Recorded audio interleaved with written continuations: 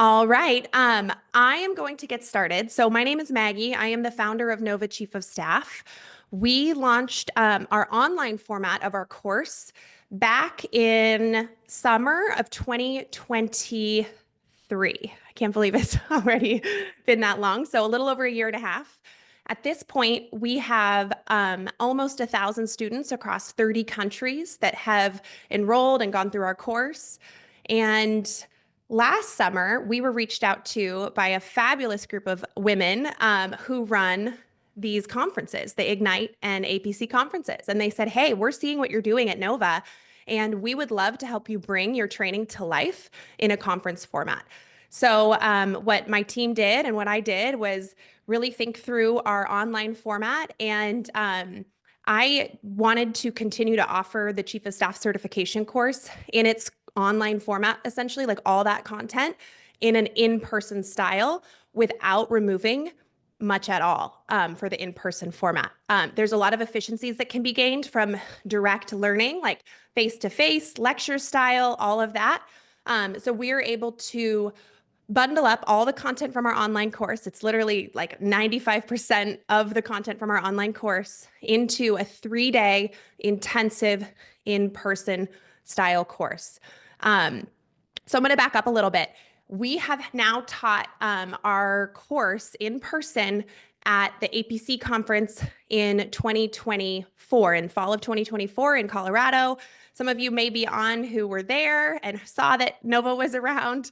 Some of you may know that we taught that conference there, and many of you may not know that. But we taught our in-person course in October, just a few months back, and it went really, really well. It was so fun. We had 55 or so learners in the course, and it was about 3 days of just like hands-on doing, intense learning style at this administrative professionals conference. So our Chief of Staff certification course is really intended for a lot of different people, absolutely aspiring chiefs of staff, existing chiefs of staff. We've got a lot of tenured chiefs of staff in the course who are huge proponents of the structure and frameworks that the course offers, and said, chiefs of staff need to go through this course, which is great.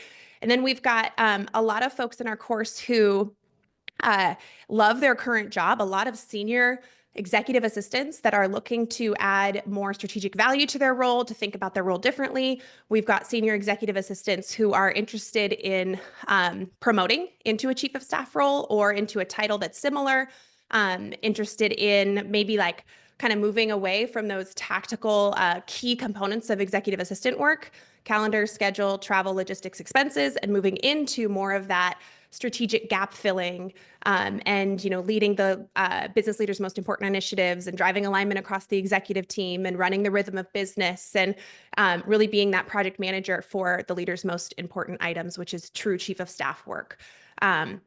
So at our APC conference in October and most likely at Ignite and APC this year, we're probably going to skew more heavily into, those admin, like senior admin, executive assistant type folks in the course because it's an EA conference.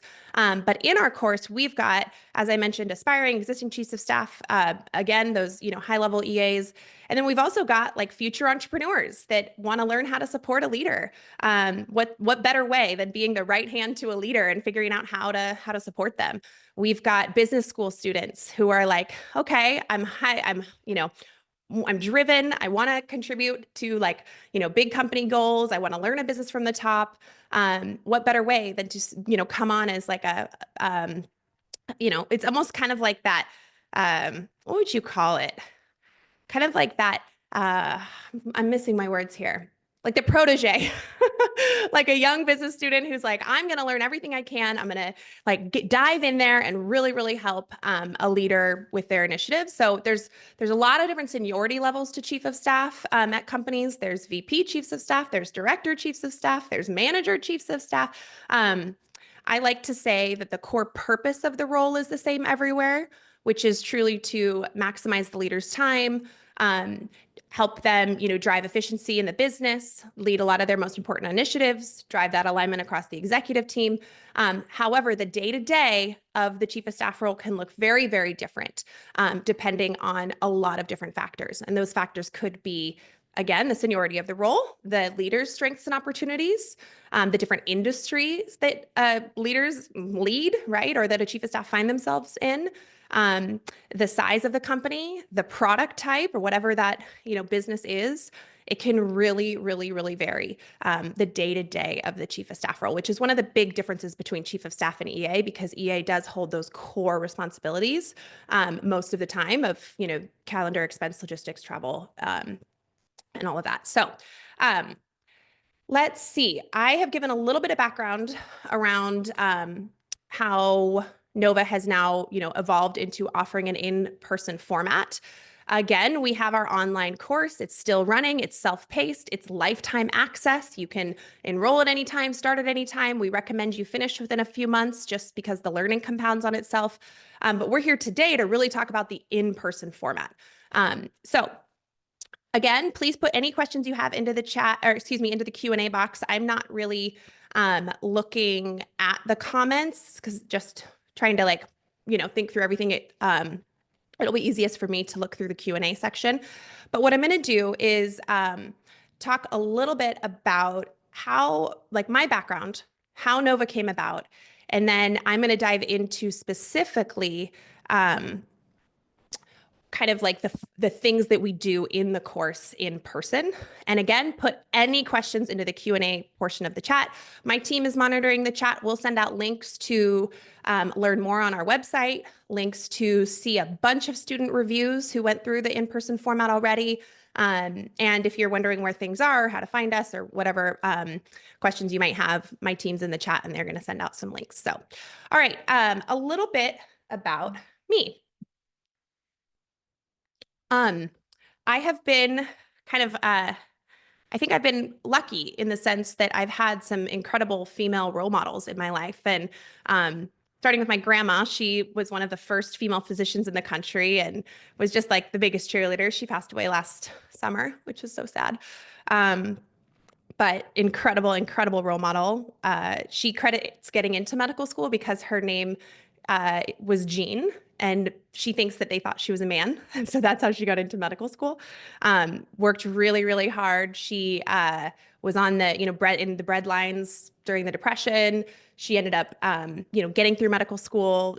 Such a smart, amazing lady, marrying my grandfather, who's also a physician, and had my mom and her two sisters. And my mom is, has been in higher education for 40 years now, and she's been an administrator. She's led essentially universities. So I grew up with role models who were always raising their hand and asking for what they wanted, who were always feeling comfortable sitting at the table, and who, kind of just told me to do the same thing. Of course you should ask for that raise, or of course you should be in that meeting. And it was just a little bit more of, I saw how that worked, so I never really questioned it. And I think I realized that I had that component to me that not everybody had. And so I've always really brought in the people around me and tried to, through my career, tried to push that mindset on other people. So I was a buyer at Nordstrom for about 5 years, and each buying offices is comprised of 10 or so people. There's 80 plus buying offices in just the full price Nordstrom corporate offices, and each buying office had an executive assistant that did, so much of the heavy lifting around all of the purchase orders and supplier setups and everything. And I always found myself really buddying up to those EAs, and then also aspirationally thinking wow, those EAs that are supporting the VPs and the directors and those high-level leaders who are leading many buying offices, I was sort of drawn to them. Wow, how do you get into this such a trusted role and build so much knowledge, and you really get to know that person and they're relying on you. And so I've always been drawn to that EA role, although I've never been one. And I've been championing EAs through my corporate career, which I'll share a little bit about, in the sense of hey, you're actually way smarter than me. Just raise your hand and go do that job. Let me help you try to get there, or whatever it might be. Right. just opportunity and environment prevents sometimes the confidence of feeling like, okay, I can go after that. I can go do this thing. And so I've found myself like really being buddies with EAs throughout my career, throughout, all the roles I've been in. So I was a buyer at Nordstrom for about 5 years. I went back to get my MBA at the University of Washington Foster School of Business. I said earlier that I was in Seattle for 35 years, born there. I'm in Lincoln, Nebraska now. And then I was recruited into a executive development program with T-Mobile. And it was really competitive. They only accepted folks who had led large teams, like 50 plus people already in their, in an MBA program, you're in your late 20s, early 30s, and that can be a little more rare. But I'd worked food and beverage and retail, and I'd done that. So I essentially jumped onto this like executive development program with T-Mobile. There were 5 of us that were accepted my year, and it was my first role out of my MBA. And they moved me to Salt Lake City to lead a district of teams in an industry that I'd never worked in a place I'd never been to. I had to succeed, or basically I was like kind of out. I loved working for T-Mobile. I loved their senior leadership. I loved Nordstrom's senior leadership. That role gave me a lot of confidence, gave me a lot of opportunity to practice telling my story. And then I moved back to corporate, back near Seattle, and moved into like a retail strategy role with T-Mobile.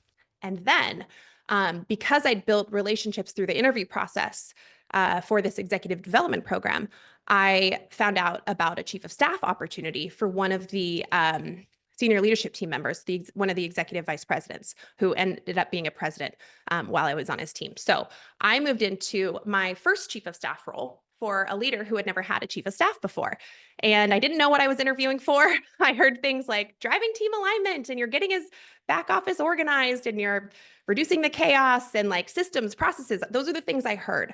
And I'm like, okay, I love all that. I think this will be great. Chief of staff, cool. Don't really know what that means.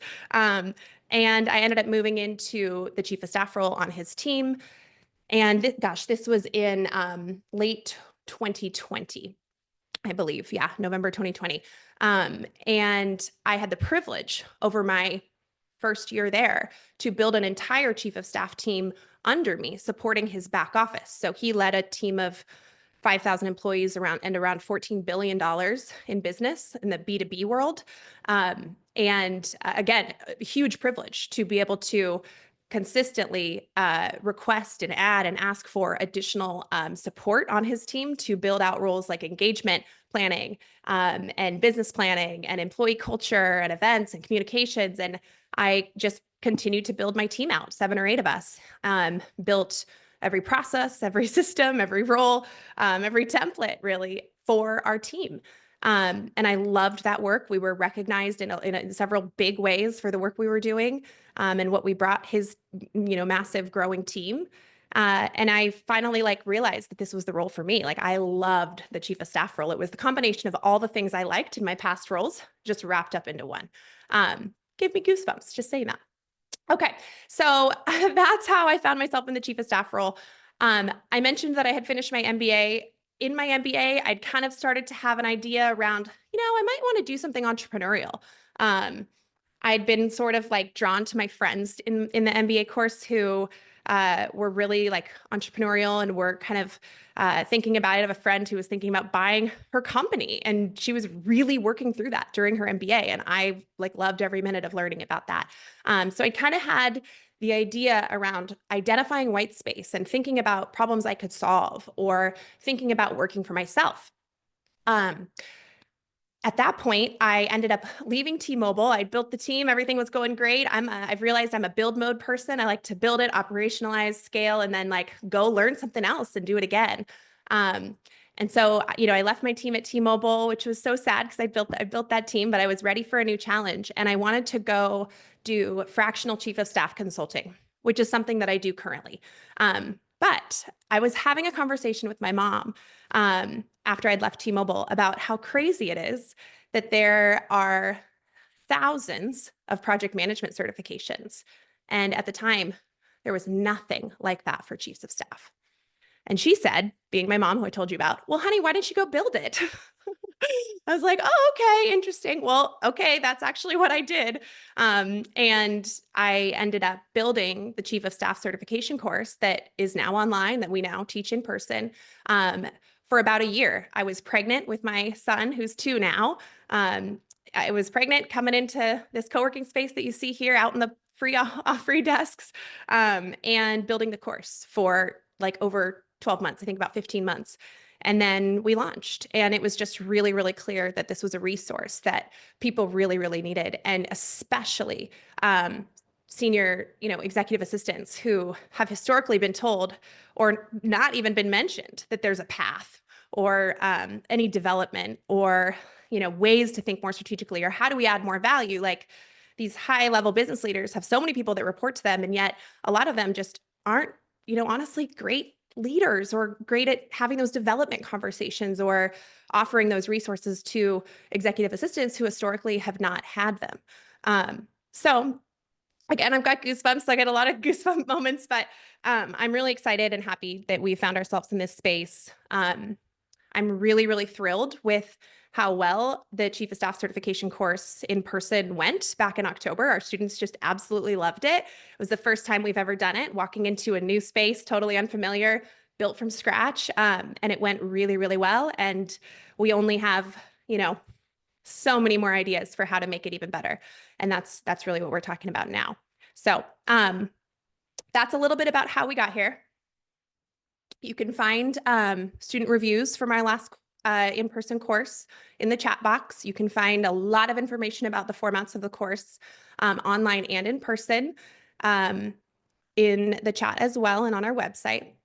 And I think what I'm going to do now is walk through what the kind of like itinerary and agenda looks like for the in-person course.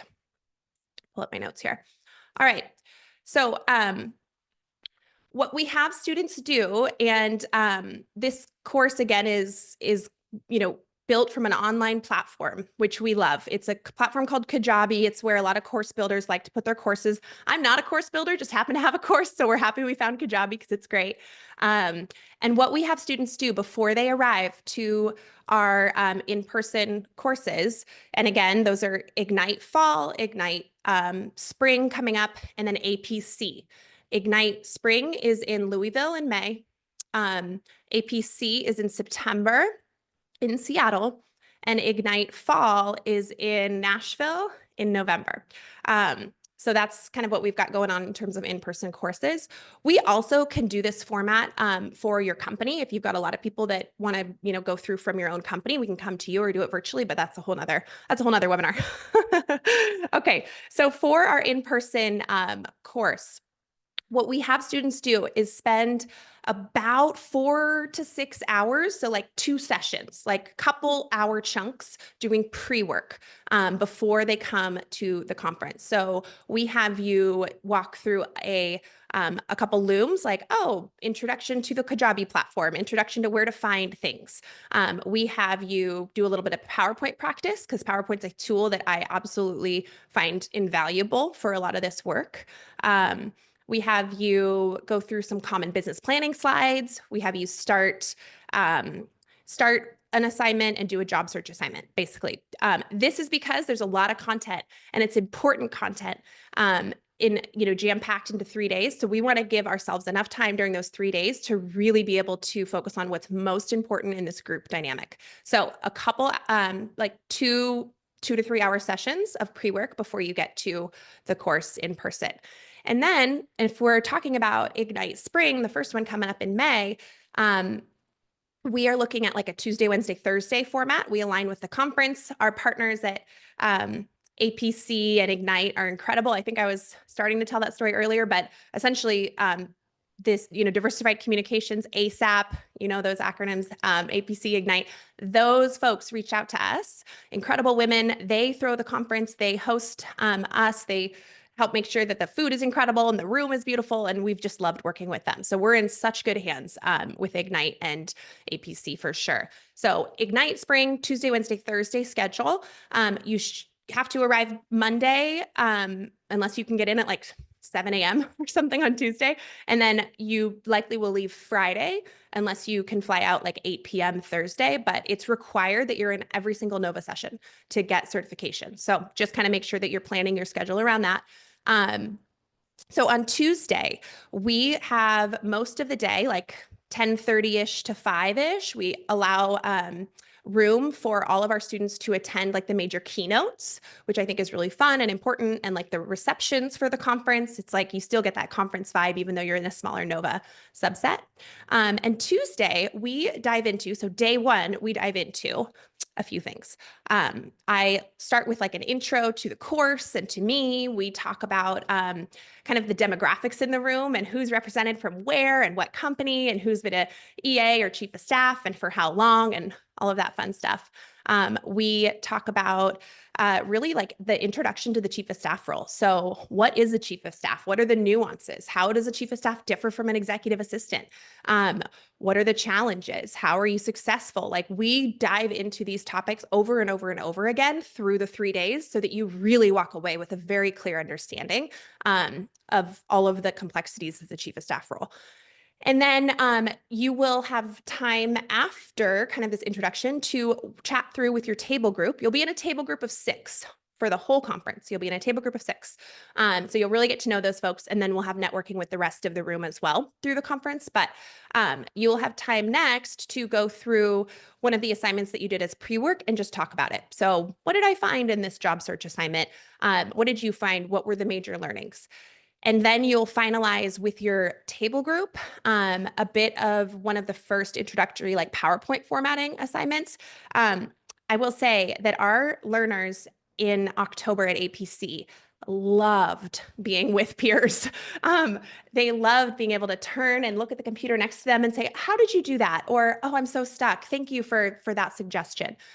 We monitor the room like very tightly to ensure that when it's solo time, it's super quiet in the room and people aren't chatting. We are then very clear when it's time to chat with your table group. So just kind of know that there's those boundaries and barriers there to support learners as our like ultimate goal. All right, and then we dive into things like preparing a brief. That's a table group assignment, to chatting through what an all hands recommendation could look like. We talk a lot about how documentation leads to strategic thinking, being able to see things clearly. What is strategy? How do we prepare and present and offer strategic value? We then dive into an executive team on-site assignment. So hands-on doing. That is how I built Nova's course. Online and in person, it's all about hands-on doing. And then each day there's a final end of day session with me for just like Q&A. And I'm here throughout the course as well. So all right, and then day 2, I'll just run through these. We do an events and communications discussion. We dive into an events assignment, group and solo portions. We then have folks work on an investor update, like a slide deck for an investor update. I dive into project management. There's a fun activity where you listen to a recording of a leader, it's me, talking about their priorities for 5 minutes, and you're just like documenting and getting it organized. It's very real life, like all of these assignments are. And then we come back to the last portion of the executive team on-site assignment. So work continues to show up through the 3 days that you've seen, earlier in the training. And then there's a final Q&A session. And then on the last day, we talk a lot about filling gaps as a chief of staff. We talk about how to approach business finance. We talk about executive presence. We dive into employee culture. There's this heavy thread of AI through the course. We talk a lot about what AI tool would you use, or what did you use, or what could you use? A lot, and yeah, so there's probably only going to be more and more insights and discussion around how do we use AI to help our jobs. And then we dive into networking, a really good networking exercise for your own network, mapping out your own network. And then really talk about like, how do you move from EA to chief of staff? How do you find success in your first 90 days as a chief of staff? And then there's a bit of time to prepare for your final presentation, which you will do after you go home. And then there's a final Q&A with me. And as I mentioned, when you get home, you will have about 10 more days or so to finish the final assignment in the course. The final assignment in the course is really just a compilation of work you've already done, but it's a 10-minute recorded Zoom that it's like you're having a one-on-one with your leader. So you're presenting like, oh, here's an update on this, and can you approve this and sign off on this? Is again, very lifelike. And that is the last thing that you do in the course. I will say very excitedly that out of our 55 learners at APC in October, 100% of them finished on time and got certification. And 96%, all but 2, were able to attend our celebratory grad call.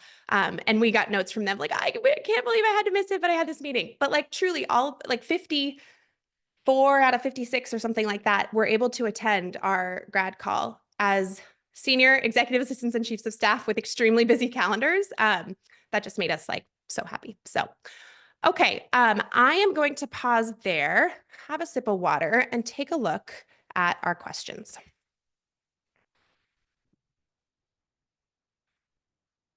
All right, so as a reminder, feel free to pop questions into the chat. This next part, I mean, it probably already has been a little bit like, there's so much information, but I'm going to probably pop around even more here. So just a little bit of a warning. Okay. Do you limit the number of participants? Yes. So our first conference, we were at, as I mentioned, like about 55, 56. This next conference, we have more room and we've done it before. So we are really excited. We can open it up to, I think it's about 105. So it is limited. We're already 50%-ish sold out. So I'm probably going to be sold out in the next like 4 to 6 weeks. So if you are interested, start having those conversations now with your leader if you think you're going to be able to join us and have it funded by your company. Is it 2 enrollment fees if we want both? Good question. So what this is referring to is, hey, I'm in person, but what if I want that lifetime access to the course that you've been mentioning, the online course, which I'll share. The online course will always and forever be updated with the latest and greatest and most relevant information for chiefs of staff. I bring on guest authors to do assignments. We add assignments. We phase out assignments when necessary. In a few months, we'll be adding Try It with AI to every single assignment. There's a lot of benefits to being in that lifetime course. So what we offer our in-person students, it's like a plus up. I think it was like less than $200 to opt into the online course. So you're in person, that's your format. If you opt into the online course, we'll add you to the online course, and then you'll also have access to online. So it's like a little bit of a plus up, but you're not paying 2 full different enrollment fees. Okay. Let's do the easy ones first here, quick ones. All right, so I've got a question here around statistics of people who go through the certification and gone on to getting chief of staff roles. I will point you to a testimonial section of our website where we've got 3 different students who we highlight. We did video interviews with, we wrote up kind of case studies on that talk about their transition from pre-chief of staff into a chief of staff role. I think we've got 2 EAs in that group and 1 like a university administrator. So we've got some good information for you there. From a statistics standpoint, it's a little bit harder to share like hard numbers there because a lot of people in our course are happy in their current job. They're not actually looking to move into chief of staff, or at least not right now. So I'm thrilled and humbled and love reading all of our reviews. I would suggest you go online, check out the reviews, see what people are saying about the course. The biggest feedback we get about Nova's course is that it gave people the confidence and the validation that they can do the job or components of the job that they've been wanting to bring into their current role, and the resources and frameworks and roadmap to find success as a chief of staff. So a lot of folks in our in-person format walked into the room very unsure, very much not confident, very much, am I in the right place? Do I belong here? Can I do this? A lot of early frustration around like, I don't know what I'm doing. I've never been on this site before. I'm not super, familiar with some of these like PowerPoint or what, whatever the methodology is that we're working on. And it was pretty incredible to see the arc over the 3 days that we were together of, on that last day, second half of that middle day, folks are just like, I'm doing it. I'm doing it. I feel good about it. I have confidence. I'm so motivated to get back. But you find those, find that information yourself, dig around. We've got, testimonials and all the things, video, whatever it is that you're looking for online. Are the APC and Ignite conferences the same? One is geared more towards EAs versus chiefs of staff. I would suggest you go out and do a little bit of research on your own. I'm not an expert on exactly what these two conferences, offer outside of what we do at Nova. APC, Administrative Professionals Conference. My understanding is that APC has a wide range of administrative professionals that attend, senior, junior, everywhere in between. My understanding from Ignite is that it is more tailored towards senior executive assistants or chief of staff style folks who are maybe a little more mature in their career, or they're in higher level roles or whatnot. But I believe they're all tailored mostly to kind of executive assistant community. But in our APC course, we had some chiefs of staff in the class too. So either way, you'll fit fine with us.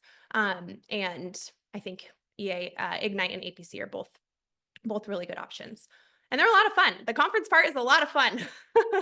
The Nova part's fun too, but it's also a lot of work. Okay. All right. So Nova's course is industry agnostic. My background is corporate, Fortune 40 was T-Mobile. So you'll see a level of polish in the course that isn't necessarily exactly what you may need in your company. For example, I'm a founder, entrepreneur now. I do not need my team to brand things in the same way or format things in the same way as I needed to do for a $70 billion company with a leader who, went to the board often, right? It just depends. So it's industry agnostic. We've got over 40 plus different industries in our course. As I mentioned, the core purpose of the chief of staff role is the same. So we focus on things like business planning and preparing your leader and complex offsites and agendas and adding strategic value and strategic recommendations, ghostwriting for your leader. There's a heavy, heavy, heavy thread of executive project management through the course. So you will practice multiple times approaching a problem or a scenario and using a project management approach to document, see things clearly, provide visibility, and really understand next steps. And that's a real theme through the course, online and in person. All right. You do not need to recertify for Nova's course. There is no governing body for chiefs of staff, and I don't believe there's actually a governing body for executive assistants either. So when you talk about like accreditation or recertification, those kinds of things, what we've done to combat that, because it is on my list too. I'm looking at my little Kanban board over there. It is on my list to like, could we create an accrediting body that's like third-party neutral and like offer this to all of the chief of staff people? But that's a whole other full-time job. So I don't know when that's going to be able to happen. But what we've done to combat this is when I first, came onto the scene in this like chief of staff and executive assistant world, I met with every single company and founder that I could who's in this space. And I introduced myself to them. I opened up our course to them and I asked for organic endorsements, meaning unpaid. Can you endorse our course? Can you take a look? Can we share this with your community? And I'm really, really happy and thrilled to share that we've got over a dozen, maybe 24 organic endorsements from a lot of the biggest, companies and leaders out there in this space. And a lot of those like logos and things are on our website. So you can find that too. Okay, how much of the conference does the certification overlap? Will you be able to attend any of the conference sessions in addition to the certification? So at Ignite specifically, so we haven't really mapped out APC 2025 and Ignite Fall 2025. For Ignite Spring coming up in May, we are most of the time you're going to be at the conference, you're going to be with Nova. You're going to be with us. We have room the first day for all of our students to attend the keynote. That's the first thing that happens on day one of the conference. And then there's a fun like evening activity. I think on night one of the conference. I think it's probably like a fun party. That's absolutely something that our students should go to. And then we've got a Nova reception for networking within our Nova group on day 2 of the conference. So there's a lot of fun to be had. I think there's probably other things you can pop into. There's like expo rooms with booths, and there's probably like some of those like coffee and brain dates and different things, but you're with Nova like 9 to 5, 2 of the 3 days, and the other day is like 10:30 to 5 or so. All right. Let's see. Thank you for everybody putting questions in the Q&A box.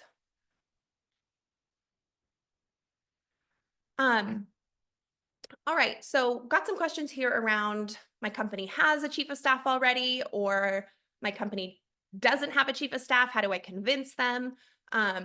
Or how could I attend even though we already have a chief of staff in our company? I would share personally, like with you, I want to share that over 50% of people in our course are high-level executive assistants. And of that, about half of that group, as I continue to mention, aren't actually looking to promote to chief of staff. They're looking to elevate themselves into being a more strategic EA. And that is absolutely what we offer. So in terms of how do you pitch, we probably do need to help. We have a pitch document up on our website in our free resource library. You can find it pretty easily. That talks about kind of pitching and presenting the course. I think it's worded with online verbiage, so you could just, change that a little bit. But I would focus on the strategic impact that you could add as an EA, taking on some of the chief of staff mindset. In terms of pitching the chief of staff role to your leader, there's a few things that come up for me when I'm asked about this. One is just the variety of titles that exist for chief of staff. And our most popular blog is called The Many Titles of Chief of Staff. And we really can't control what titles leaders or companies kind of allow. They may reserve the chief of staff title for C-suite chiefs of staff only or CEO only. They may not understand the chief of staff title, or they may not like it. All of that's out of our control. So I'm talking with people a lot around potentially elevating, if they're looking to promote, elevating into a chief of staff role under a different title, which is super common. Business planning manager, director of business operations, strategic initiative. There's 30, 40 plus title combinations in this blog. And we also have kind of a cheat sheet for titles in our resource library. So that's one route, is like rather than pitching as like, I want to be this title, you want to pitch around the impact you're going to have. And like any good marketer, you want to be storytelling in ways that help them versus you. So a lot of times I will suggest that EAs think about the bodies of work that they own. And let's say you've already gone through our course. Okay, so then think about all the bodies of work that you own. Document them. You've got a column for kind of more admin work, and then you have a column for more of the strategic work that maybe you're like filling gaps that might seem more as chief of staff or more strategic impact style work. When you approach your leader and have that conversation, you can visually or verbally show those two different bodies of work, and you can say things like, I think my time is more valuable over here in this bucket. Would you agree? Or do you want me spending more time doing these activities? And here's a few ways that I could continue to do that. And really leaning into the benefit of you moving into more of that chief of staff style work. And then the title can be secondary. Okay, yeah, that sounds great. But what would we do with all the admin responsibilities? Like, well, I'd love to help backfill that for you. We could find somebody junior to take on 1, 2, 3, 4. I can train them. Here's the value to you. Here are all the things I can do more of, or I can start doing. It's not always easy. There will be leaders who totally understand the chief of staff role and the benefit, and there'll be leaders that don't. So it's definitely not like a one size fits all approach. But hopefully that's a bit helpful. Do you require a bachelor's degree to complete the course? No, I created this course intentionally for folks at all levels. So we've got, it's super attainable for folks without traditional, higher education. There's all levels in this course. There's people who are experts at PowerPoint and not. There's people who have written briefs for years and not. There's people who have a lot of confidence and not. There's folks who are tenured 4-year, 10-year chiefs of staff. But they're looking for validation and making sure they're doing things right and want someone else's, framework. Like, great, come on over. So it's nope, you do not need to have traditional education. Um, the one thing I'll touch in here is like there's a huge concern for folks when they're thinking about the course or thinking about the chief of staff role around financial acumen. I don't know. I don't have enough financial knowledge, or I'm not sure, I'm not really a numbers person, or what can I do? Here's the thing. Chiefs of staff are expert generalists. We are really good at figuring things out. We're really good at figuring out our resources and asking questions. And we're really good at figuring out where we should spend our time. But it's important that chiefs of staff don't fall into the trap of going really deep somewhere, because then they won't be able to see the business as broadly, as clearly, and solve problems across the whole span of the business. So with the financial world, and this whole conversation around like financial acumen, what I recommend is deeply learning and understanding the top 5 to 10 metrics that your leader cares about, that your company operates on.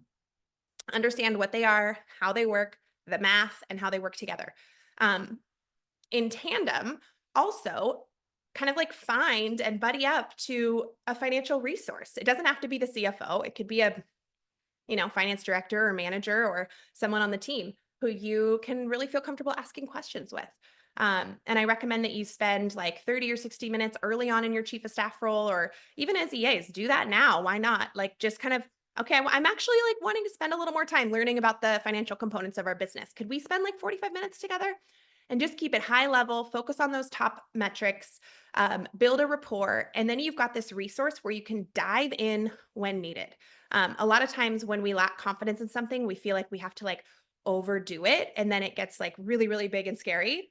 But actually that will be a detriment to our role, because we've got to be able to stay far enough away from something like expertise and like super deep, like deep financials, in order to see all the business broadly and understand all the areas where we can have an impact. So I know that most people can absolutely learn those top few metrics and then dive in deeper when needed. So that's kind of what I'll say there. All right, let me take a quick look here.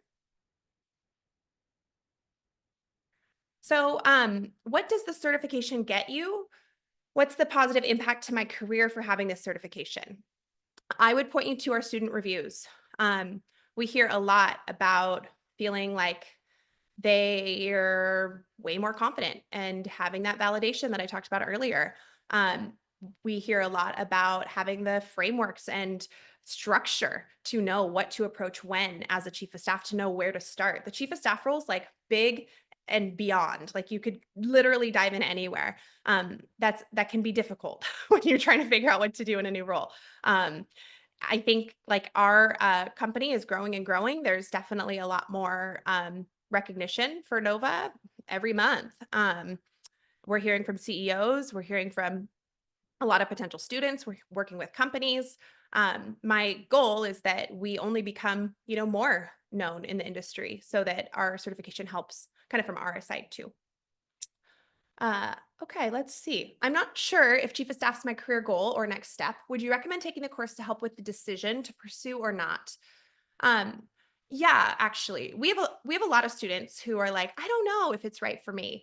I think it's a really good opportunity for you if you want to take the course to deeply understand the role. It is complex. There's a lot of variety to it. And there's a lot of different skills that come up as a chief of staff that you may be like, oh, actually, I really love that. And the cool thing about the chief of staff role is that you can lean into your strengths. Like, if I'm really great at project management, like, I'm going to naturally take on that project management role in the company that I'm supporting as a chief of staff. So I do think it's probably like super valid for you to test the waters and see if you like chief of staff through the course. I also think, we hear a lot from students who are like, well, I'm actually a project manager or I'm an HR leader. And they go through our course because there's a lot of fundamentals around working with executives and project management and C-suite that are just helpful to everybody. So, all right. Okay. Top 3 differentiators that would tip the scale for somebody choosing between in-person versus online learning. This is a really good question. It's funny because we finished our in-person course in October, and we heard from our students, I don't know how people do this online. We loved being in person. And I chuckle because our online students say the same thing. We intentionally made our online course self-paced, enroll at any time, non-cohort, lifetime access, because as much as we may want it to be, the course is never going to be somebody's first priority in an online course format, right? You've got travel, work, life, family that's potentially going to come up in front. And so we continue to be validated by that online course format. If you are somebody who is driven on your own, you don't need anybody to tell you to like go log those, Nova hours through the course. It's a great format for you to be able to jump in and jump out as it fits into your life over 11 or 12 weeks. So our online course is 50 to 60 hours of content. Most students finish in about 11 and a half weeks.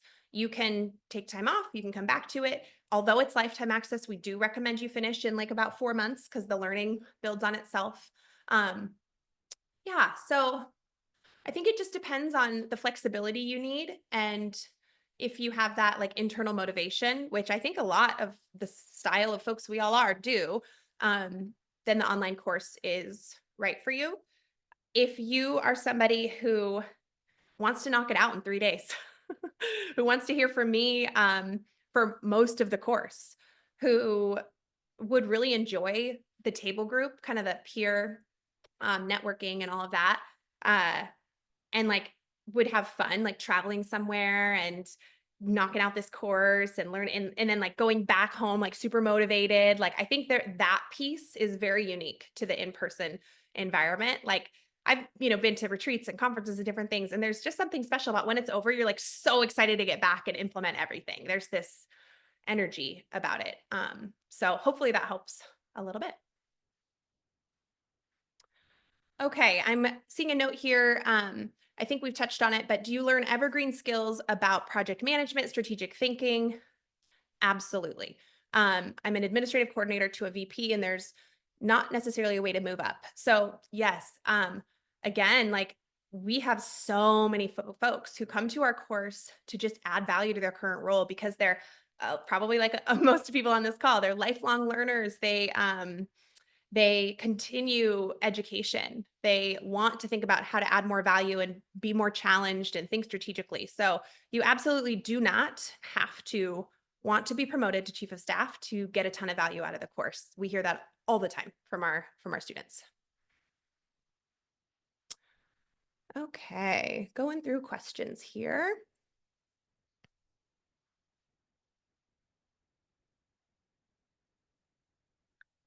After completing the in-person course, can I have COS next to my name? That's completely up to you. Again, there's no governing body out there saying what initials you can or can't use for us. So we've got a lot of folks who will say, certified by Nova or whatever it is.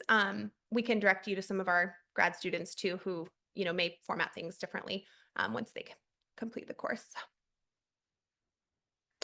Do chiefs of staff or EAs need to have formal training in other admin roles or departments, like knowledge of HR or finance, to be a successful chief of staff? No. What I think is necessary to be a successful chief of staff is that you're achievement focused. There's a type of person, right? Like you're achievement focused, you're driven, you want more responsibility, you're collaborative, you're okay being behind the scenes, you're, letting somebody else kind of take the spotlight. You can really work with anybody pretty well. You raise your hand for more. It's kind of that like driven achiever, high EQ you're working with a lot of different stakeholders, executive team, board members, EAs, the executive teams. You've got to be able to work with a lot of different people and kind of like smooth out things all the time, right? And translate vision into execution. And a lot of that's through communication, which definitely comes down to EQ, depending on who you're working with and how you approach. So hopefully that helps a little bit. There's not formal, specific skills you need to be a strong chief of staff. There's incredible chiefs of staff who used to be EAs. There's incredible chiefs of staff who are fresh out of school. And then there's super senior chiefs of staff who are out there advising presidents and CEOs. Again, chiefs of staff exist across many levels, many seniority levels, many titles. So hopefully that helps a bit. I mentioned previously that our online course, our evergreen course, is consistently and constantly updated with what's most fresh and relevant to the profession. So we will bring in experts to put modules or assignments together that we feel are really important for our students. A lot of times those will be optional. I don't want the course to get longer. When we do add something that's required, we probably take something else out or we change it up a little bit.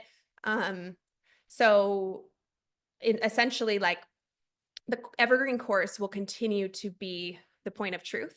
And if you are an in-person learner, for a small fee, I think it's less than $200, we can add you to the evergreen course after the in-person course. But in-person attendees have access to your format of course for like 6 months. So, all right, getting through the last questions here.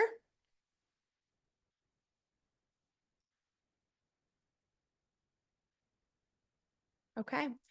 I think that's the majority of the questions. The last few things I'll say here is that my team is fully available. So if you have a question, just email us, hello@𝗦𝗲𝗽𝗁𝗡.com. We also have grads that would be more than happy to chat with you about their experience, both online and in person. Just let us know what you need from us. And it's just been awesome to have you all here. It's always a little bit awkward when I'm just talking to myself, but I know I can see that there's a bunch of people still here. So have a wonderful day. Stay warm to everybody who is freezing out there like me. And thank you so much for being here and have a good day.